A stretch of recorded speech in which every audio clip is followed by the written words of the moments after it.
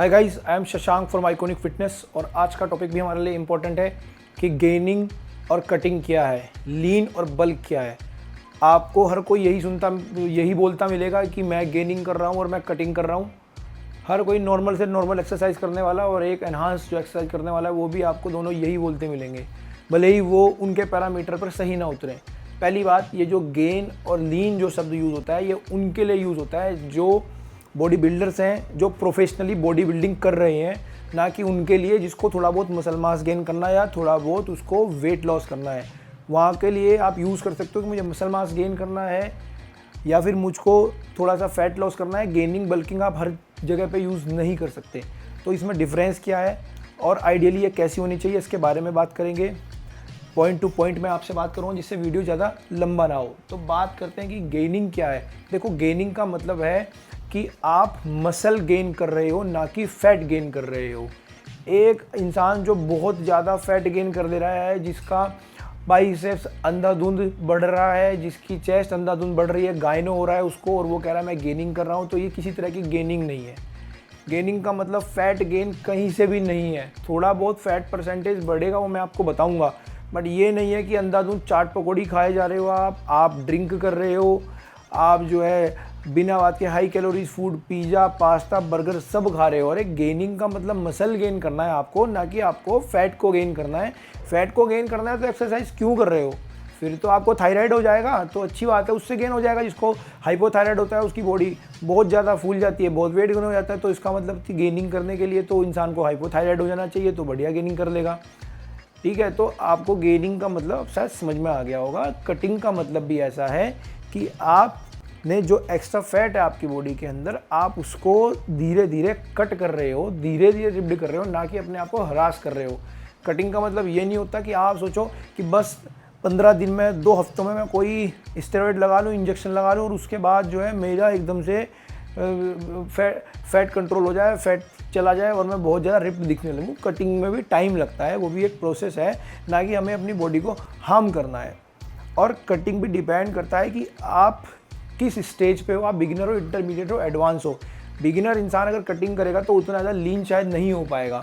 एक intermediate advance जो user है वो लीन हो सकता है, वो 5-6 बॉडी फैट परसेंटेज जा सकता है पर्टिकुलर इवेंट के लिए। बट एक बिगिनर को 5-6% तक बॉडी फैट तक आना बहुत मुश्किल है, टिपिकल है और हार्मफुल भी है। उसकी बॉडी सर्वाइव ही नहीं कर पाएगी। हो सकता है उसकी बॉडी में कोई इंटरनली डैमेज हो जाए। जो एक बिगिनर है वो एक पर्टिकुलर फैट परसेंटेज 8-9 तक ही आए तो उसके लिए बेटर है, उससे ज़्यादा कोशिश ना करें। तो अब इसको हम समझते हैं point two point.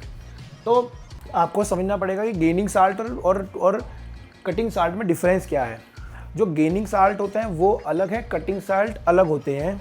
Gaining salt आपकी बॉडी में थोड़ा सा वाटर स्टोर करेंगे, थोड़ा सा आपका फैट स्टोर करेंगे, आपको एक अच्छी कंडीशन बना के देंगे कि थोड़ा सा वेट गेन हो जाए आपके अंदर और आप मसल को वेस्ट ना करो, मसल को गेन कर पाओ। आपको वो हेल्प करेंगे वेट उठाने में और मसल मास को गेन करने में। इसमें जो डिफरेंस होता है, साइकिल के ड्यूरेशन का डिफरेंस होता है। जब आपको गेनिंग करनी होती है तो आपकी जो साइकिल चलती है वो 8 से 20 हफ्ते तक जा सकती है, 6 मंथ तक भी जा सकती है, क्योंकि गेन करना लॉन्ग प्रोसेस है, टिपिकल प्रोसेस है। 4-4, 5-5 महीने में जाके गेनिंग होती है। एक अच्छी साइकिल बनाए, आपका जो इंस्ट्रक्टर है प्रोफेशनल होना चाहिए, अच्छी साइकिल बनाए, एक ड्यूरेशन दे आपको, ना कि आप सोचो कि 2 महीने में आप मसल बना लोगे। आप कुछ भी कर लो, आप 2 से 3 महीने में नहीं कर सकते, एक साइकिल में भी नहीं आप कर सकते। जो लोग एनाबॉलिक यूज़र हैं वो बहुत मेहनत करते हैं, वो बहुत रिस्क लेते हैं। ऐसा कुछ नहीं है कि बटन दबाया और काम हो गया। एक नेचुरल एक्सरसाइज से ज़्यादा मेहनत करते हो।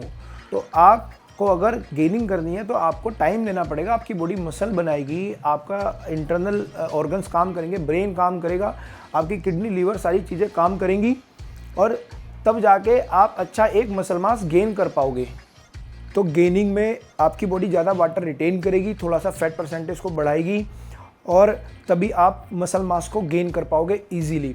अब बात करें कटिंग की, तो बॉडी कटिंग में वाटर गेन नहीं करती है, वाटर को बॉडी से निकालती है और वो कोशिश करती है कि ज़्यादा से ज़्यादा जल्दी से जल्दी फैट बर्न हो जाए। तो उस फैट बर्न के टाइम पे बॉडी को वाटर की ज़्यादा ज़रूरत नहीं होती, क्योंकि स्किन को पतला करके दिखाना होता है।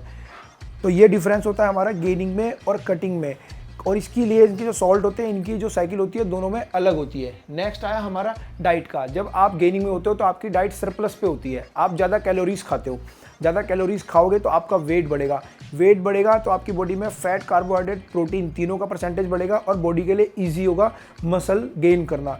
क्योंकि अगर बॉडी के अंदर कार्बोहाइड्रेट और फैट अच्छी मात्रा में नहीं होगा, बॉडी को एज ए एनर्जी प्रोटीन को यूज़ करना पड़ेगा जो कि मसल है, जिससे कि आपका मसल बर्न हो जाएगा।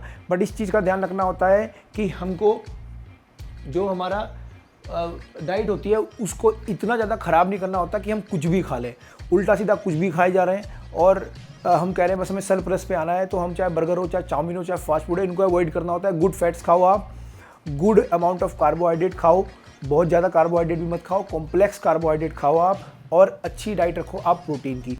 कटिंग में इसका अपोजिट होता है। कटिंग में होती है हमारी डाइट डेफिशिट, कैलोरी डेफिशिट पे आपको रहना होता है। जितना आप कम कैलोरी खाओगे उतनी तेज़ी से आपका फैट लॉस होगा। बट इसका मतलब ये नहीं है कि आप अपने बीएमआर से भी नीचे आ जाओ। जितना आपका बीएमआर है वहाँ तक तो आपको अपनी डाइट रखनी ही रखनी है, उससे कम पे जाने से आपका मसल लॉस हो सकता है। तो आप अपना बीएमआर कैलकुलेट कर सकते हो। कुछ बीएमआर कैलकुलेटर ऑनलाइन आते हैं या आपके जो जिम के इंस्ट्रक्टर है वो आपकी हेल्प करेंगे कि आपका बीएमआर क्या है। तो बीएमआर तक आप अपनी डाइट रखो और उससे जो एक्स्ट्रा जो आपकी होती है सरप्लस, जो आपकी टोटल कैलोरी एक्सपेंडिचर आता है, उसका जो डिफरेंस होता है उससे आप कैलोरी डेफिसिट पे आओ, उससे आपका इजीली फैट बर्न हो जाएगा। ठीक है। नेक्स्ट हमारा आएगा परफॉर्मेंस। हमारा देखो, जो अब हम गेनिंग के टाइम पे हमारा जो परफॉर्मेंस होता है वो बढ़ जाता है, क्योंकि हमारा वेट बढ़ जाता है। हमारा वेट बढ़ने से, बॉडी में वाटर बढ़ने से हमारे में इंजरी के चांसेस कम हो जाते हैं और हम बहुत ज़्यादा हैवी वर्कआउट कर सकते हैं, लॉन्ग ड्यूरेशन कर सकते हैं और रिकवरी भी हमारी फास्ट होती है। बात करें कटिंग की, तो कटिंग में इसका अपोजिट होता है। कटिंग में आपकी बॉडी में वाटर कम होता है और फैट को भी आप कम कर रहे होते हो, कैलोरी डेफिसिट पे आप होते हो, कार्बोहाइड्रेट भी आपके कम होते हैं। तो कटिंग में आपका परफॉर्मेंस डाउन जा सकता है, यहाँ तक कि जाता ही है।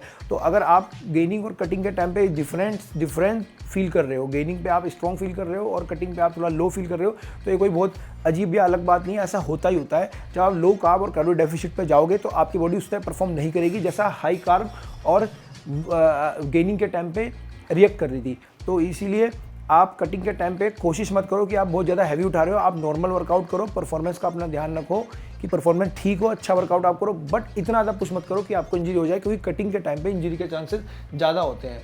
फैट परसेंटेज की बात करते हैं। जब हम गेनिंग करते हैं तो हमारा फैट परसेंटेज 16 से 22 होना चाहिए, 22 से ऊपर नहीं जाना चाहिए, आप ओबेसिटी कैटेगरी में आ जाओगे।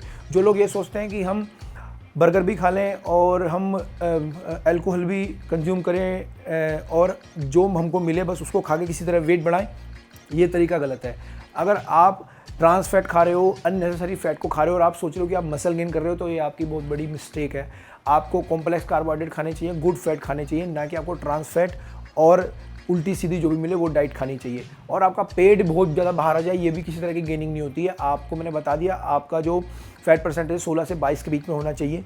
ज़्यादा आइडियल है कि आप 18 से 20 के आसपास रहो। जब लीन करोगे तो इजीली लीन या कटिंग हो जाएगी आपकी, अदरवाइज़ बहुत मुश्किल होगा, डोजेस बढ़ानी पड़ेगी, साइड इफेक्ट भी ज़्यादा होंगे। और जो लोग बहुत ज़्यादा पेट बाहर ला के और उल्टी सीधे डाइट खा के बस सोचते हैं कि हम किसी तरह मोटे हो जाएँ, किसी तरह हम भूल जाएँ और उसको हम बल्क बोलें, तो भाई वो चीज़ गलत है। आप एक लिमिट तक ही गेन करो, अपनी बॉडी को एक तरीके से गेन करो, उल्टा सीधा खा के मत गेन करो। कटिंग में इसके अपोजिट होता है। कटिंग में हम 5 से 9% बॉडी फैट तक जा सकते हैं। 5, 6, 7 बॉडी फैट परसेंटेज बहुत डाउन हो जाता है। ये उन लोगों के होना चाहिए जो एडवांस यूज़र हैं, जो बॉडी बिल्डर हैं या जो पहले भी साइकिल यूज़ कर सकें।